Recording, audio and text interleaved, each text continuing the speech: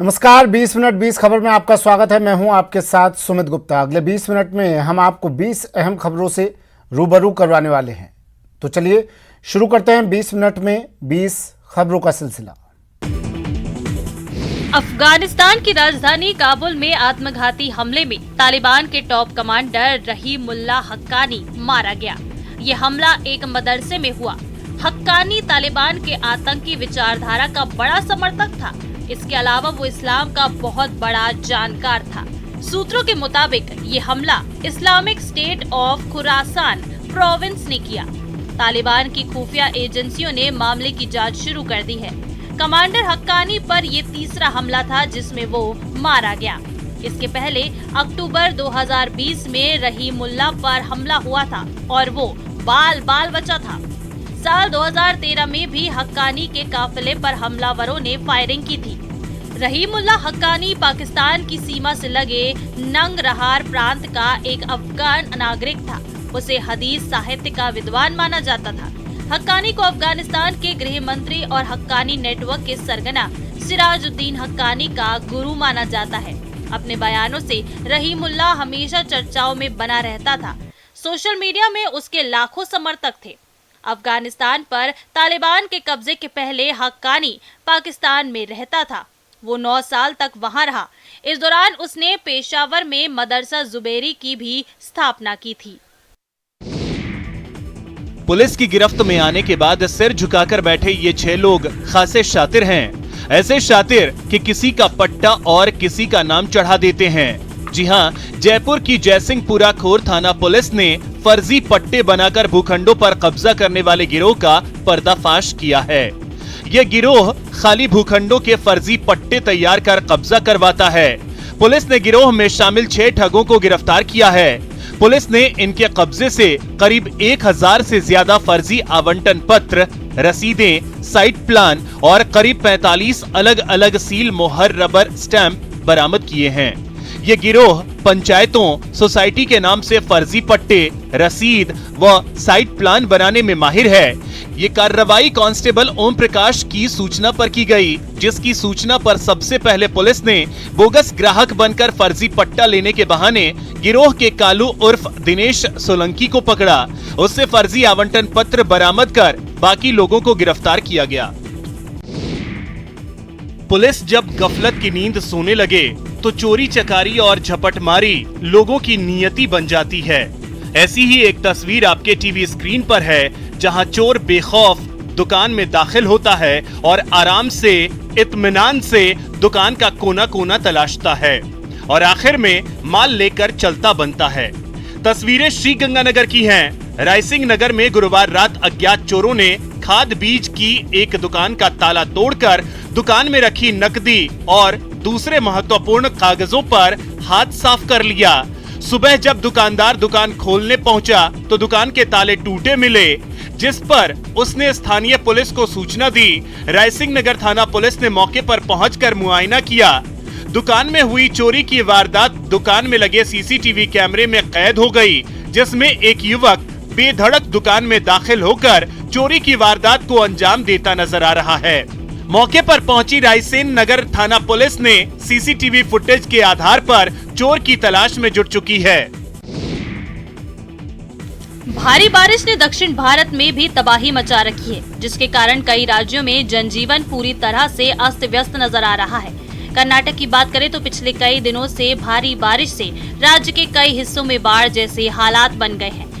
कर्नाटक के तुंगभद्रा बांध से पानी छोड़े जाने के बाद कोप्पल में गंगावती पुल पानी में डूब गया है।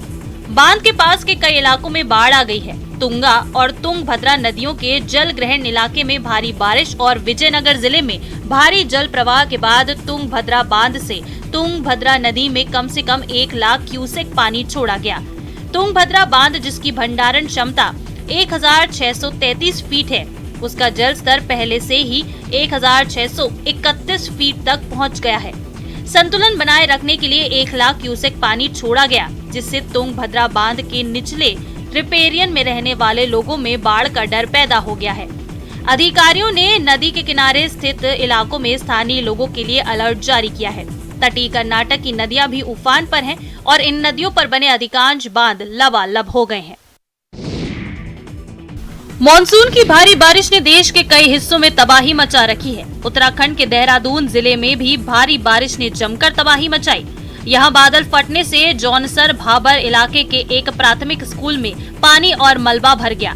जानकारी के मुताबिक बादल फटने से बोल्डर के साथ मलबा गड़ेता गांव पहुंचा, जिसने प्राथमिक स्कूल को अपनी चपेट में ले लिया और बिल्डिंग धराशायी हो गई। यकायक पानी आने से गांव पर भी खतरा मंडराने लगा है। भारी बारिश के कारण इलाके में जगह जगह पहाड़ दरकने लगे हैं और नदी नाले उफान पर होने से हाईवे समेत कई रास्ते बंद हो गए हैं। सड़कों पर पहाड़ दरकने से भी भारी मलबा आ गया है, जिससे लोगों की आवाजाही ठप हो गई है। सीमांत इलाके में कई किसानों की फसल तबाह हो गई है। भारी बारिश के चलते ग्राम सभा छरबा में शीतला नदी किनारे बसी गोरखा बस्ती में नदी का पानी घरों में घुस गया। यहाँ अधिकतर घर कच्चे हैं। इस दौरान सूचना मिली कि यहाँ घरों में बच्चों सहित 20 से 25 लोग फंसे हुए हैं। सूचना पर पुलिस ने तुरंत कार्रवाई की। एसडीआरएफ, स्थानीय लोगों और जिला प्रशासन की मदद से लगभग 1.5 घंटे तक चले राहत बचाव कार्य में फंसे लोगों को सुरक्षित स्थानों पर पहुंचाया गया। भारी बारिश के कारण देश के कई हिस्सों में नदी नाले उफान पर हैं, जिससे जनजीवन अस्त व्यस्त नजर आ रहा है। मध्य प्रदेश में हो रही भारी बारिश का असर यूपी में भी देखा जा रहा है। मध्य प्रदेश के जिलों में हो रही भारी बारिश के चलते यूपी के ललितपुर जिले के राजघाट और माताटीला बांध में पानी का जलस्तर बढ़ गया है, जिससे बेतवा नदी पूरी तरह से उफान पर है। नदी में तेजी से बढ़ते जलस्तर को देखते हुए बांधों के गेट खोलकर लगातार पानी की निकासी की जा रही है।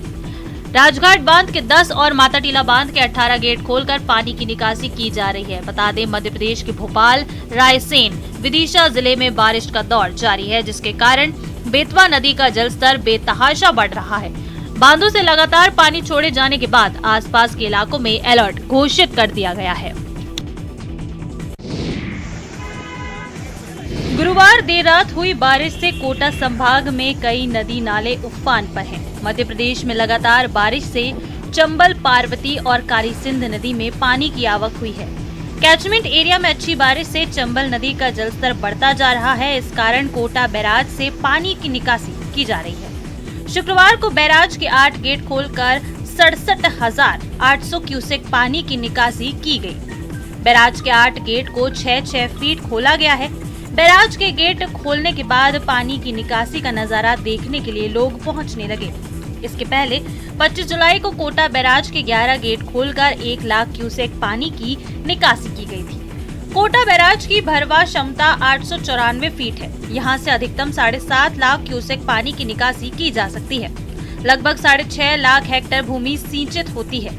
जल स्तर को मेंटेन रखने के लिए कोटा बैराज से पानी की निकासी की जाती है। कोटा में अब तक औसत 38% अधिक बारिश हो चुकी है। बूंदी शहर सहित जिले को साफ और स्वच्छ बनाने के लिए चलाए जा रहे बेहतरीन बूंदी अभियान की कड़ी में शहर में मेगा सफाई अभियान का आयोजन किया गया। इस दौरान जिला कलेक्टर की पहल पर शहर के अलग अलग हिस्सों में सामूहिक रूप से सफाई की गई। इस अभियान में शहर के कई संगठन शामिल हुए, जिन्होंने 1 घंटे तक अपने आसपास के इलाकों की सफाई कर बूंदी को बेहतरीन बूंदी बनाने का संकल्प लिया। बूंदी को साफ और स्वच्छ बनाने के लिए मेगा सफाई अभियान में सामूहिक रूप से सफाई करने में जुटे शहर के लोगों के जज्बे को कलेक्टर डॉक्टर रविंद्र गोस्वामी ने सलाम किया। उन्होंने कहा कि साफ सफाई के प्रति शहर के लोगों में खासा उत्साह है और 2 अक्टूबर तक बेहतरीन बूंदी अभियान संतोषजनक स्थिति में रहेगा। उन्होंने कहा कि शहर और जिले को स्वच्छता के रैंकिंग में नंबर 1 लाना ही सपना है। स्वतंत्रता दिवस की 75वीं वर्षगांठ पर देश भर में आजादी का अमृत महोत्सव मनाया जा रहा है। इसी कड़ी में राजस्थान ने देशभक्ति के गीत गाकर वर्ल्ड रिकॉर्ड बनाया। सुबह 10:15 बजे से 10:40 तक प्रदेश भर में 1 करोड़ स्कूली छात्रों ने एक साथ राष्ट्रभक्ति गीत गाए। मुख्य कार्यक्रम जयपुर के सवाई मानसिंह स्टेडियम में हुआ, जहां 26,000 स्कूली बच्चों के साथ मुख्यमंत्री अशोक गहलोत भी मौजूद रहे। बच्चों की इस उपलब्धि को वर्ल्ड बुक ऑफ रिकॉर्ड में जगह दी गई है। देशभक्ति के जोश को बढ़ाने वाले इस रिकॉर्ड तोड़ कार्यक्रम में प्रदेश के 67,000 सरकारी और 50,000 प्राइवेट स्कूलों को शामिल किया गया था। कक्षा 9वीं से 12वीं तक के पढ़ने वाले लगभग 1 करोड़ बच्चों ने एक साथ 25 मिनट तक राष्ट्रभक्ति से जुड़े 6 गीत गाए। कार्यक्रम की शुरुआत राष्ट्रीय गीत वंदे मातरम से हुई। इसके बाद सारे जहां से अच्छा, फिर आओ बच्चों तुम्हें दिखाएं, फिर झंडा ऊंचा रहे हमारा, फिर हम होंगे कामयाब गीत गाए गए। कार्यक्रम का समापन राष्ट्रगान जन गण मन से हुआ। पूरा देश आजादी की 75वीं सालगिरह के जश्न में डूबा हुआ है। इस मौके को खास बनाने के लिए पूरे देश में कई कार्यक्रमों की धूम है। छत्तीसगढ़ की राजधानी रायपुर में भी बीएसएफ ने वॉकथॉन का आयोजन किया, जिसमें बड़ी संख्या में बीएसएफ के जवान और अधिकारी शामिल हुए। इसके अलावा इस वॉकथॉन में शहर के लोगों ने भी जोश और उत्साह के साथ भाग लिया। देशभक्ति गीतों की धुनों पर क्या बच्चे क्या बूढ़े, महिलाएं सभी बीएसएफ जवानों के साथ कदम ताल करते नजर आए। इस दौरान भारत माता की जय, विजयी विश्व तिरंगा प्यारा, झंडा ऊंचा रहे हमारा जैसे नारे गूंजते रहे। आम नागरिकों के साथ बीएसएफ जवान हाथों में तिरंगा लिए चल रहे थे। इसके अलावा कई लोग मोटरसाइकिल पर भी तिरंगा लिए चल रहे थे। बीएसएफ आईजी बी के मेहता ने बताया कि इस वॉकथॉन में लोगों ने बढ़ चढ़कर हिस्सा लिया और हर भारतीय के लिए आजादी का अमृत महोत्सव बड़े गर्व का विषय है।